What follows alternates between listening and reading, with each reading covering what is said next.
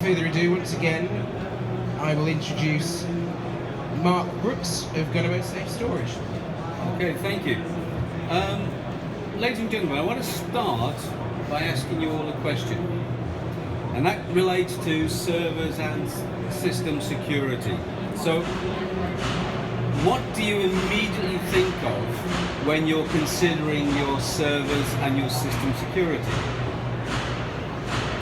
Well, I'm willing to bet almost all of you thought of this guy sitting in front of a laptop hacking into your systems. Well, yes, cyber defenses are a very important part of your system security processes.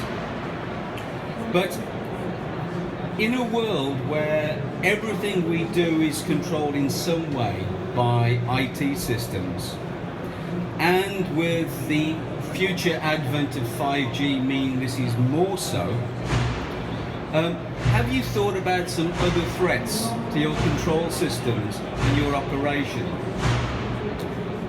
Have you thought about a malicious attack on your server? Have you considered your employee that doesn't get the pay rise? Have you thought about civil unrest, campaigners, riots? All of those can have an impact upon your operation. What about deliberate sabotage? And what about deliberate espionage? Someone who is deliberately uploading information onto your system, or by the same token, taking information out of your system. Not electronically, not by hacking, but physically connecting to your systems. What about intelligence gathering?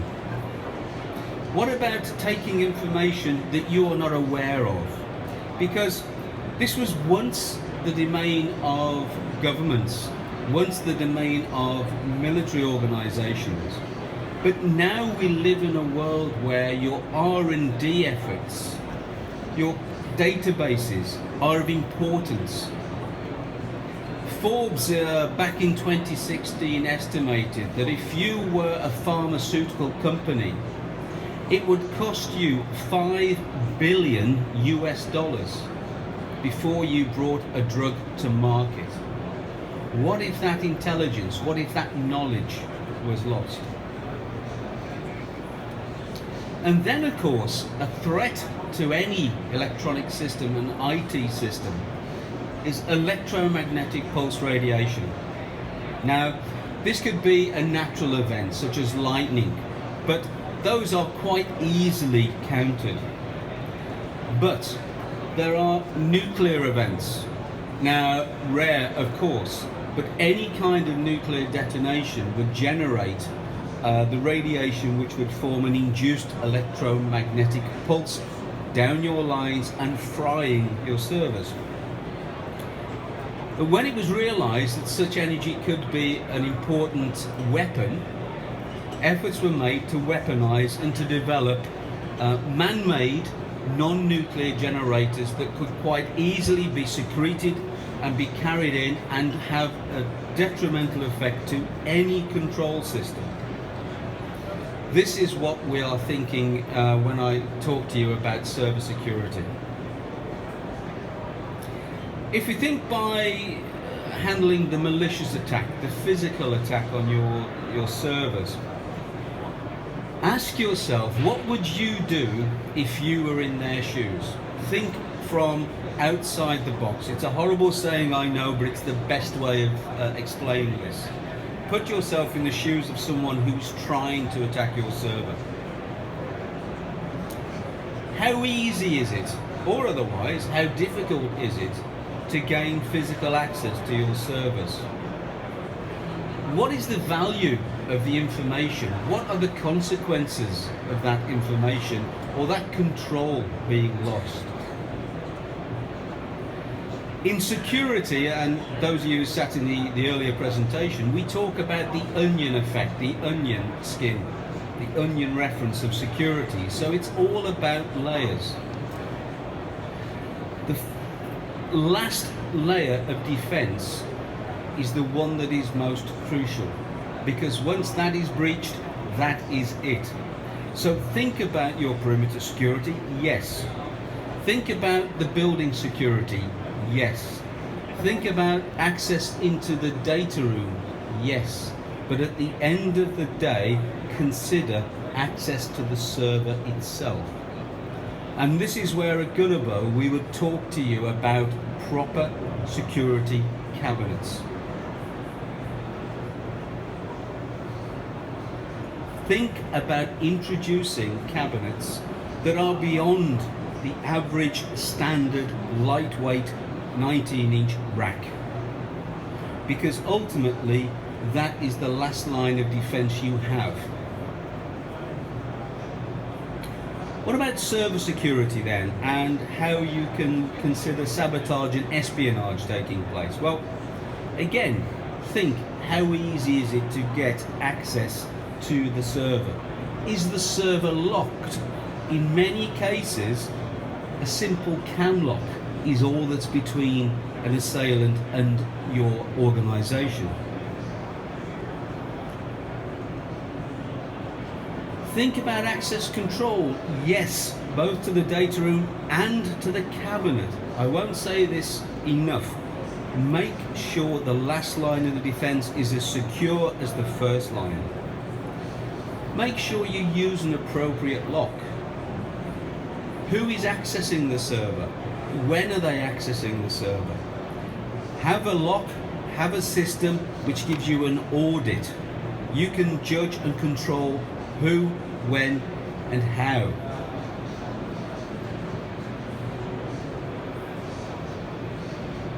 Intelligence gathering.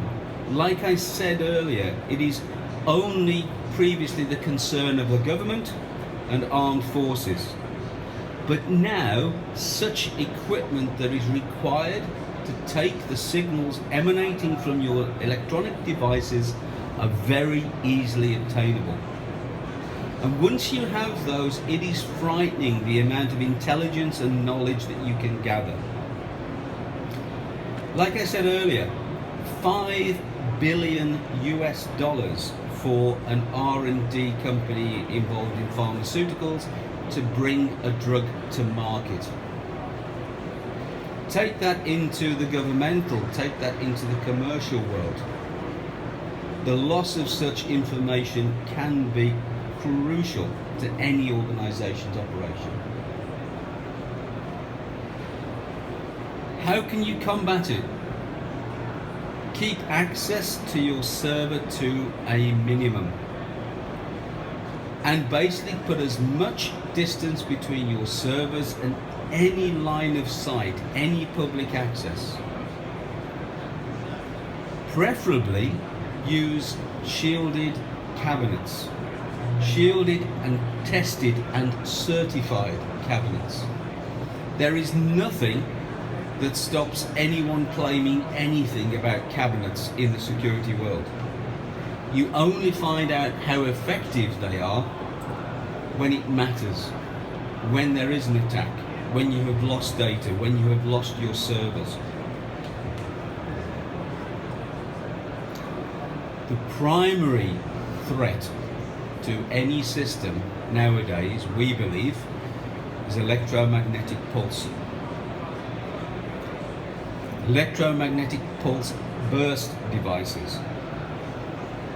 Like I said earlier, these are man-made generators. They generate electromagnetic radiation. And that can be enough to totally destroy your server. For hire or DIY, what do I mean by that?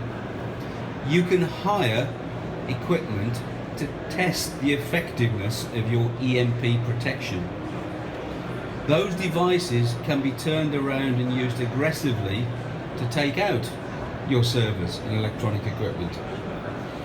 And search the great God Google, and you will find many instruction videos on how to make handheld EMP generators.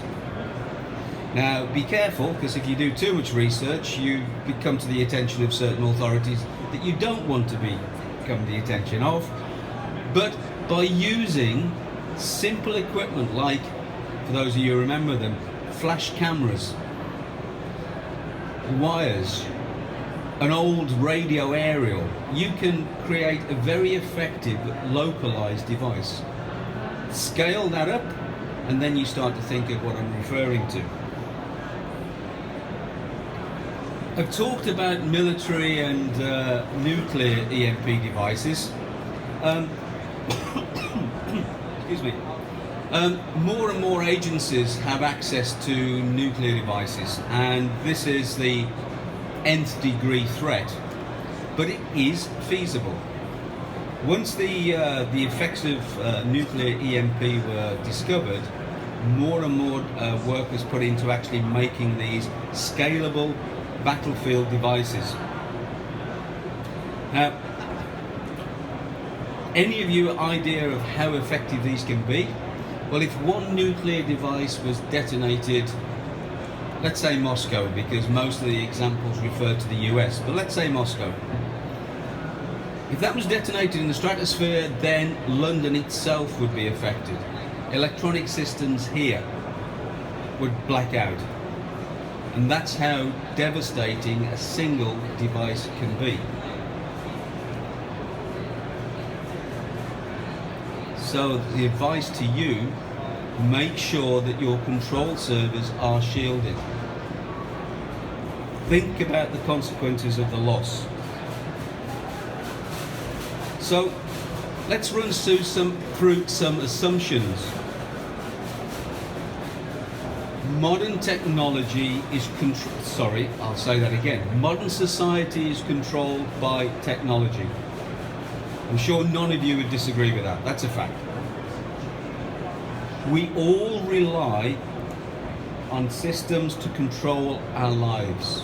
That IT network controls how we pay our taxes. It controls how we get through a city.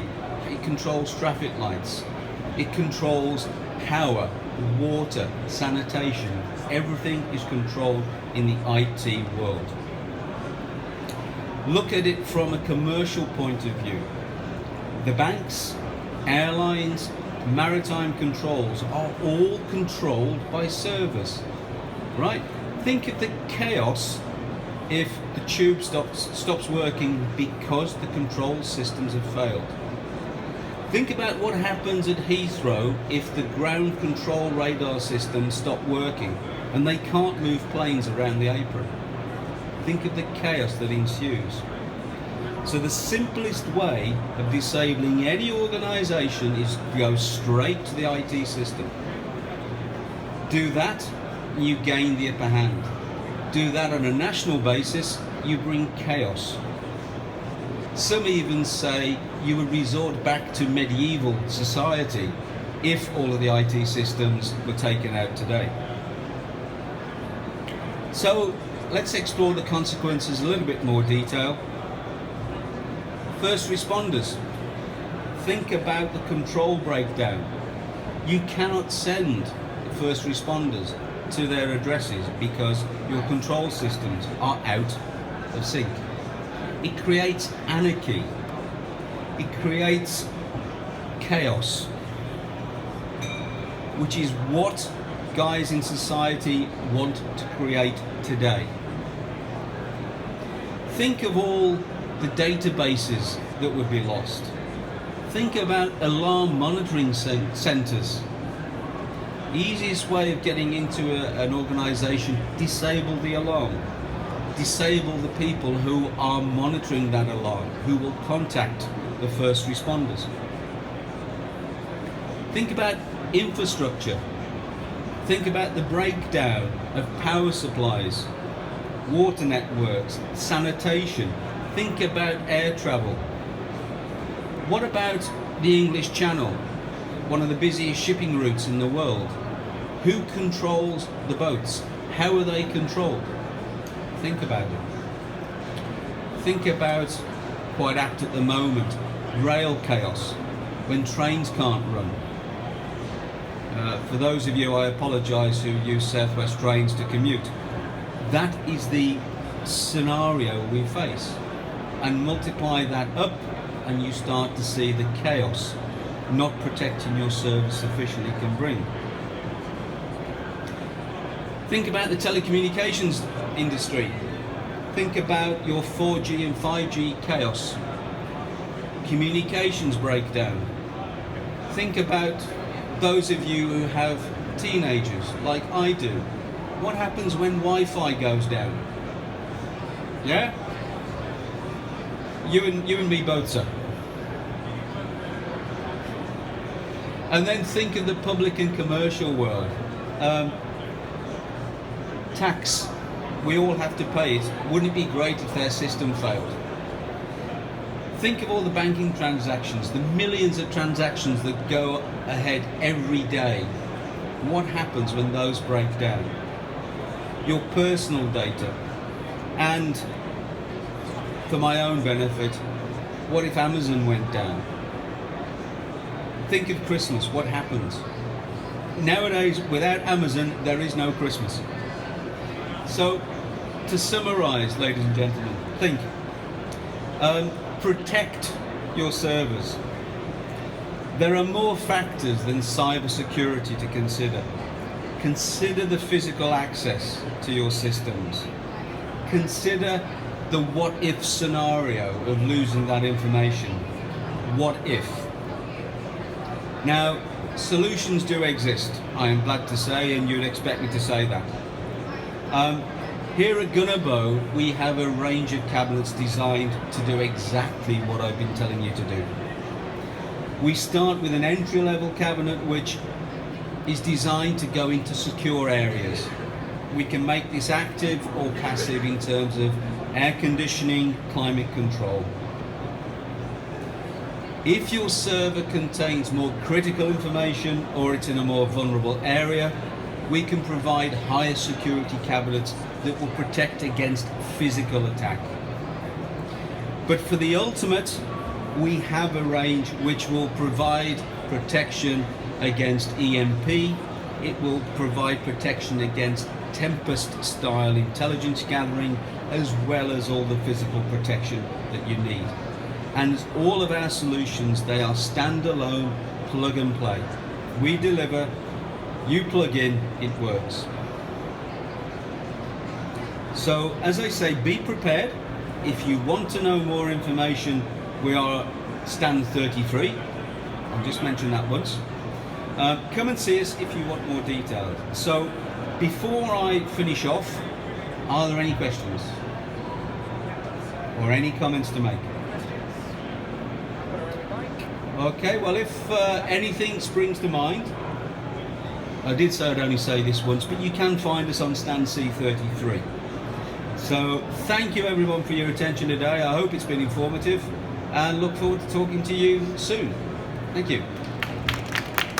Brilliant. Well, thank you for that presentation. We finished nicely on time. As we said, your stand's right by the front door, isn't it? So you can come and ask you. Yeah, you can't miss us. And questions. we have free coffee. And you're on stand C33. See, I can still write down. Okay.